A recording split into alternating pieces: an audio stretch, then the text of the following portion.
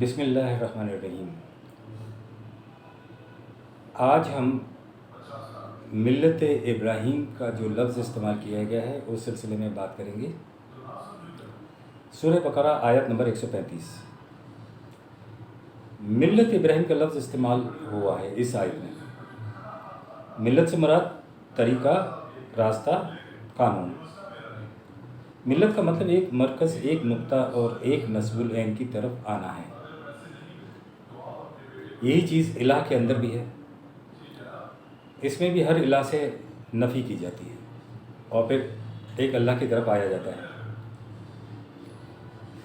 کسی بھی قوم کے اندر جب نبی مبعوث ہوتا ہے تو چونکہ نبی سے وابستگی کی نسبت کے ذریعے سے امت کی تشکیل ہوتی ہے، جیسے ہم امت محمدیہ کہتے ہیں۔ اس کی نسبت نبی اکرم صلی اللہ علیہ وسلم سے ہے۔ کسی نبی نے بھی دین کو اپنی طرف منسوب نہیں کیا، کسی نبی نے بھی، اور نہ قرآن نے دین کو کسی نبی کی جانب منسوب کیا ہے۔ یہ قرآن کا اعزاز ہے کہ قرآن نے دین کی نسبت کسی نبی سے نہیں کی۔ 3/143 143 دین کی نسبت رسول کی طرف نہیں ہو سکتی۔ پیغمبر آتے رہے ہیں، اب نہیں آئیں گے۔ امت نظام کے اعتبار سے بنتی ہے، امت تنظیمی اعتبار سے ہوتی ہے، اور ایسا ایک قوم کے لیے بولا جاتا ہے۔ امت ایک قوم کے لیے بولا جاتا ہے۔ کیا سنت ابراہیمی کی پیروی کا حکم ہے؟ کہیں قرآن مجید میں سنت ابراہیمی کی پیروی کا حکم دیا گیا ہے؟ نہیں، بلکہ ہم پیروی کرتے ہیں ایک اللہ کے ہو جانے والے ابراہیم کے ملت کی۔ ہم پیروی کرتے ہیں ایک اللہ کے ہو جانے والے ابراہیم کی ملت کی۔ قرآن تو ملت ابراہیم کی بات کرتا ہے، قرآن ابراہیم کی سنت کی بات نہیں کرتا ہے۔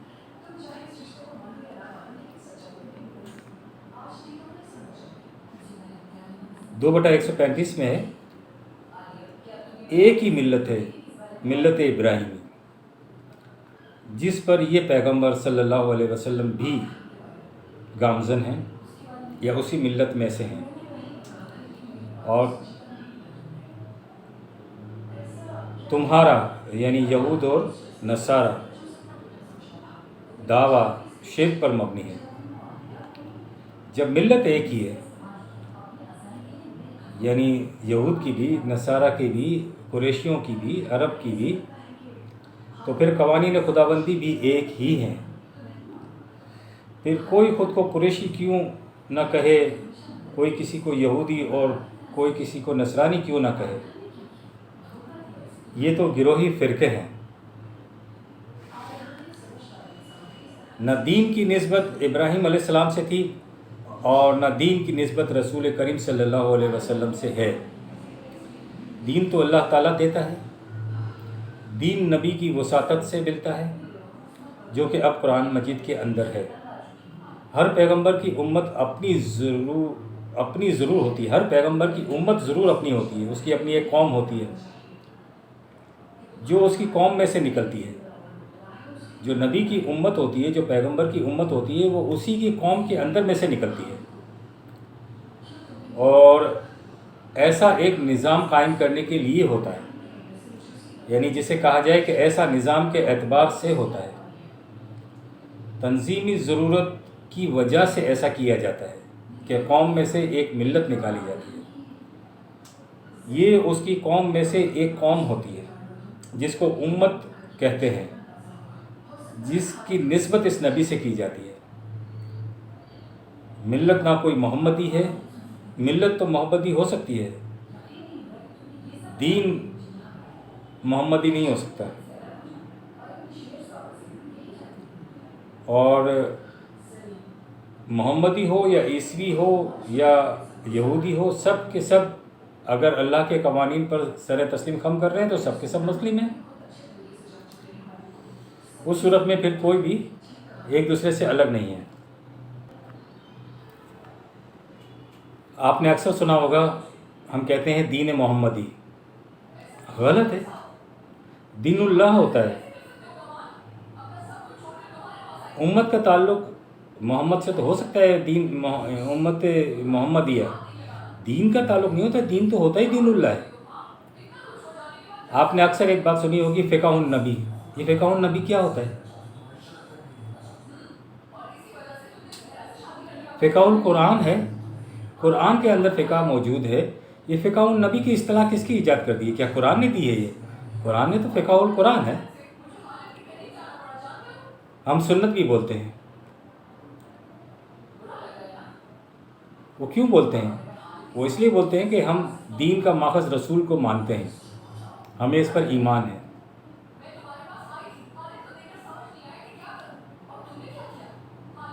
وہ اس لیے ہم بولتے ہیں کہ دین کا ماخذ رسول کو، سنت کو، اجماع کو، قیاس کو مانتے ہیں، اسی پر ہمیں ایمان ہے۔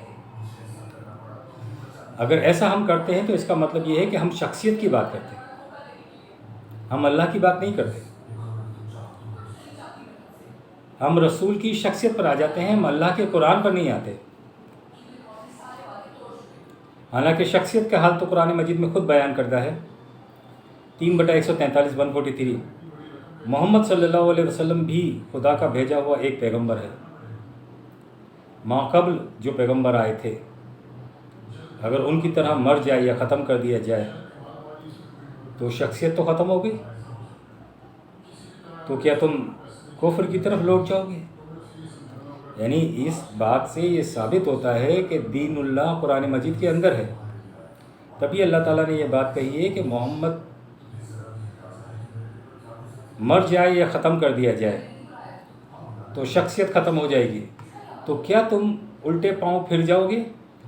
یعنی اس کا مطلب یہ کہ تم اس دین سے منہ موڑ کے پھر واپس چلے جاؤ گے اسی جہالت کی طرف جس جہالت کی طرف تم تھے۔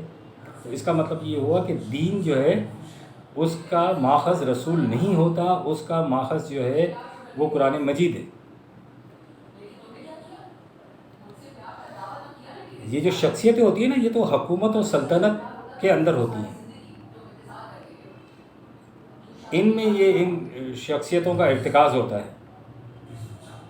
لیکن اللہ کا دین تو شخصیتوں سے بلند ہے، وہ رسولوں سے بھی بلند ہے، وہ پیغمبروں سے بھی بلند ہے۔ 6/180 میں ہے،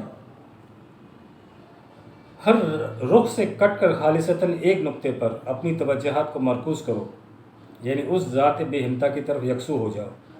اس سے کیا ثبوت ملتا ہے؟ اس سے یہی ثبوت ملتا ہے کہ اللہ کی طرف راغب ہونا ہے۔ تو دین اللہ کا ہوتا ہے اور اللہ کا کلام جو ہے وہ قرآن مجید کے اندر ہے۔ اکثر یہ سوال کیا جاتا ہے کہ جی آپ بتائیے کہ قرآن آپ کے پاس کیسے پہنچا ہے؟ جی بے شک، وہ پوچھنا یہ چاہتے ہیں، کہنا یہ چاہتے ہیں کہ تواتر سے پہنچا ہے۔ جی بے شک تواتر سے پہنچا ہے۔ بات اتنی سی نہیں ہے، بہت گہرا جال ہے اور اس کے بنائی جو ہے بہت باریک ہے، سمجھنا اور پکڑنا بہت مشکل ہے۔ تواتر سے جب قرآن مجید آیا ہے تو ان کا کہنے کا مطلب یہ ہوتا ہے کہ تواتر سے جو کچھ بھی آیا ہے اسے آپ نے اس پر ایمان لانا ہے، اس کو تسلیم کرنا ہے۔ جب ہم یہ ایمان لے آتے ہیں کہ تواتر سے قرآن مجید آیا ہے تو پھر قرآن مجید کی جو شکل ہے وہ ثانوی ہو جاتی ہے، اس کی حیثیت جو ہے وہ ثانوی ہو جاتی ہے، پرائمری حیثیت جو ہے تواتر کی ہوتی ہے۔ کیونکہ قرآن مجید تواتر سے آیا ہے، اٹ مینس کہ یہ پرائمری جو پوزیشن ہے وہ تواتر کو حاصل ہو گئی۔ اب تواتر نے تو بہت ساری چیز دی ہے، جیسے آپ کو میں نے بتایا تھا اجماع، قیاس اور بہت ساری چیزیں ہیں۔ یہ روایات جو ہیں یہ بھی تواتر سے آئی ہیں۔ آپ کی سنت جو ہے جس کو یہ بولتے ہیں نماز، روزہ، زکوٰۃ، حج، تو مناسک وغیرہ صحیح ہے، اس مناسک کا کہاں منع کیا ہے؟ آپ تو مناسک کریں، مناسک کی کوئی ممنوع نہیں ہے، لیکن بات یہ ہے کہ قرآن کو دین کا ماخذ مانیں۔ اگر آپ تواتر کو دین کا ماخذ مانتے ہیں تو پھر اس کا مطلب یہ ہے کہ آپ نے قرآن کی حیثیت کو تبدیل کر دیا ہے، پھر قرآن کی حیثیت بنیادی نہیں رہتی، پھر قرآن کی حیثیت ثانوی ہو جاتی ہے، بنیادی حیثیت جو ہے تواتر کی ہو جاتی ہے۔ پھر اس کا مطلب یہ ہے کہ قرآن مجید تواتر کا محتاج ہے، تواتر اگر ہمیں نہیں پہنچاتا تو قرآن مجید ہم تک نہیں پہنچتا۔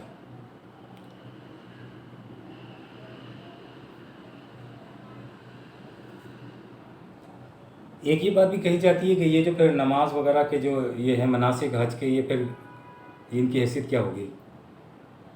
تو یہ ضروری تو نہیں ہے کہ ان مناسک کے لیے آپ اس کو تواتر کو دین کا ماخذ کہیں. آپ قرآن کو دین کا ماخذ کہہ کر بھی تو یہ کام کر سکتے ہیں. قرآن کے احکامات بہت سارے احکامات ہیں جن کی بہت کم احکامات ہیں، آئلی قوانین کے علاوہ بہت کم احکامات ہیں جن کی جزیات نہیں دی گئی. تو جن کی جزیات نہیں دی گئی ان کے اصول دیے گئے ہیں، ان کی حدود متعین کی گئی ہے. اس حدود میں رہ کر ان اصولوں کی ذیل میں قیامت تک آنے والی جو مملکتیں ہوں گی وہ اپنے قوانین بنائیں گی، اجتہاد کریں گی. تو وہ جو ہیں بس اسی ذیل میں ان کی پوزیشن ہے. تو ان کو آپ مطلب کہ لے سکتے ہیں، کوئی منع تو نہیں ہے. کس نے ان کو لینے کے لیے منع کیا ہے؟ لیکن اس کا مطلب یہ نہیں ہے کہ یہ جو ہے جو اس زمانے کے علوم ہیں وہ رہتی دنیا تک کے وہ فرض ہیں کہ وہ اس پر عمل کرے. بھئی اس زمانے کے یہ علوم اور جو آپ کے پاس اس وقت سنت کی وہ تواتر کے ساتھ جو آ رہا ہے وہ اس دور کا علوم و فنون تو ہے. اس دور میں ایک تمدن کی حیثیت سے جو کام کیا جاتا تھا وہی تو ہے. تو اس کو کرتے رہیں. باقی تو قرآن مجید آپ کا ہے، نبی پاک صلی اللہ علیہ وسلم نے باقاعدہ قرآن مجید میں اس کو تو شامل نہیں کیا. جو قرآن مجید ہے اسی کو دین کا ماخذ مانیں. باقی چیزیں آپ کے چلی آ رہی ہیں تواتر سے تو وہ تو ساتھ رہیں گی، اس میں کوئی وہ اس کے لیے ضروری نہیں کہ اس کو دین کا ماخذ مانا جائے.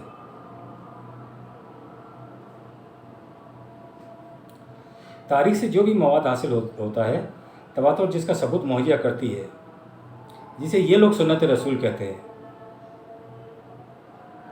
رسول کو اس حصے کے لیے دین کا ماخذ کہا جا سکتا ہے. ٹھیک ہے، وہ حصہ جو ہے اس کے لیے رسول کو آپ کہہ سکتے ہیں دین کا ماخذ. ایک حصہ جو ہے اس کو آپ کہہ سکتے ہیں، لیکن وہ مطلب یہ کہ یہ نہیں ہے کہ اس کا وہ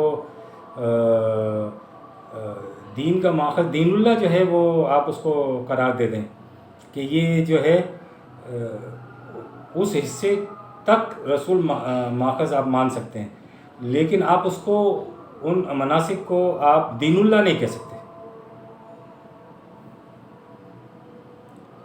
تو ایسی جو احکامات ہیں تو وہ ان کی جزیات نہیں دی گئی، اصول نہیں دی گئی، تو اس میں آپ اسے بھی اس میں رکھ سکتے ہیں کہ ٹھیک ہے اس کی جزیات نبی نے مرتب کی یا صحابہ نے اس کو مرتب کی تو وہ ہے. اچھا، ایک دوسری بات، یہ تو بات یہاں تک ہماری مکمل ہو گئی. آگے میں ایک بات کہوں گا کہ قوتوں اور صلاحیتوں میں فرق ہوتا ہے. یہ بات ضمنی ہے، اس باب سے الگ ہے. ملائکہ قوتیں ہیں، ملائکہ صلاحیتیں نہیں ہیں. وہی قوت ہے، وہی صلاحیت نہیں ہے. اختیار اور ارادہ انسان کا وہ قوت ہے، وہ انسان کی صلاحیت نہیں ہے. اچھا، ایک اور اس کے بعد میں آپ کو بات بتاؤں گا کہ قرآن کو قول رسول کریم صلی اللہ علیہ وسلم کہا گیا ہے، لیکن نبی پاک صلی اللہ علیہ وسلم کا اعمال کو قرآن کریم نے قرآن کبھی نہیں کہا، کہیں نہیں کہا. اگر رسول صلی اللہ علیہ وسلم کے عمل کو آپ دین کہیں گے تو آپ کے کسی بھی عمل کو اللہ تعالیٰ نے دین اللہ نہیں کہا. میرا خیال یہ ہے، مجھے نہیں معلوم، مجھے زیادہ معلوم نہیں ہے، میں نہیں جانتا.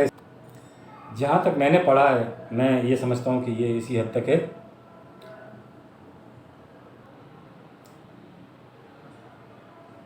ایک چیز کا بڑا وہ نوجوانوں کو بڑا یہ ہوتا ہے کہ قرآن مجید میں جو ہے نا وہ قلب اور فواد کے لفظ آئے ہیں، تو ظاہر ہے کہ دل جو انسان کے اندر ہوتا ہے وہ تو اس میں کوئی سوچنے سمجھنے کی تو کوئی چیز نہیں ہوتی. تو پھر یہ قرآن مجید نے قلب کا لفظ استعمال کیا، یہ کیا ہے؟ زمانہ قدیم سے، یہ نہیں ہے کہ کوئی 1400 سال اس سے بھی پہلے کی بات ہے کہ زمانہ قدیم سے دل کو عقل، فکر، جذبات، احساسات کا مرکز سمجھا جاتا رہا تھا. وہ لوگ سمجھتے تھے کہ جی یہ عقل، فکر، جذبات اور احساسات جو ہیں اس کا مرکز دل ہے، وہ یہ سمجھتے تھے. سائنس نے بتایا کہ ایسا کچھ نہیں ہے، دل ایک آرگن ہے اور کچھ نہیں ہے. اچھا، عرب بھی اسی مفہوم کے لیے قلب اور فواد جیسے دو لفظ استعمال کرتے تھے. قلب اور فواد. باقی دنیا دل کو استعمال کرتی تھی. جیسے ہمارے یہاں شاعری میں بھی دل کا وہ آتا ہے. قرآن کریم کا اعزاز یہ ہے کہ اس نے عربی زبان سے یہ دو لفظ اٹھائے ہیں.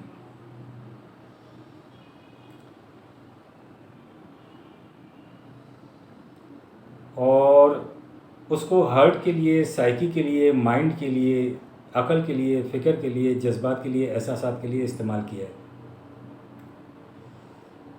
تو قرآن جب بھی عقل کی، فکر کی، جذبات کی، احساسات کی بات کرے گا تو قلب اور فواد استعمال کرے گا، کیونکہ نوع انسانی کے اندر یہ ایسا ہوا ہے، ایسا ہوتا رہا ہے، کیونکہ انسان یہ لفظ استعمال کرتا تھا ان چیزوں کے لیے.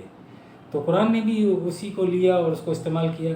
اس کا مطلب یہ نہیں ہے کہ کوئی قلب ایک الگ سے چیز ہے، اس کا مطلب یہ نہیں ہے کہ فواد کوئی الگ سے چیز ہے، یعنی کوئی ایسی چیز ہے جو انسان کے اندر مکان ہے، یعنی انسان کے اندر وہ جگہ بنائی ہوئی ہے، ایسا کچھ نہیں ہے. لیکن ان چیزوں کو سمجھانے کے لیے قرآن نے جس طرح سے انسان لیتے تھے آپ نے لیے. ربنا تقبل منا انک انت السمیع العلیم.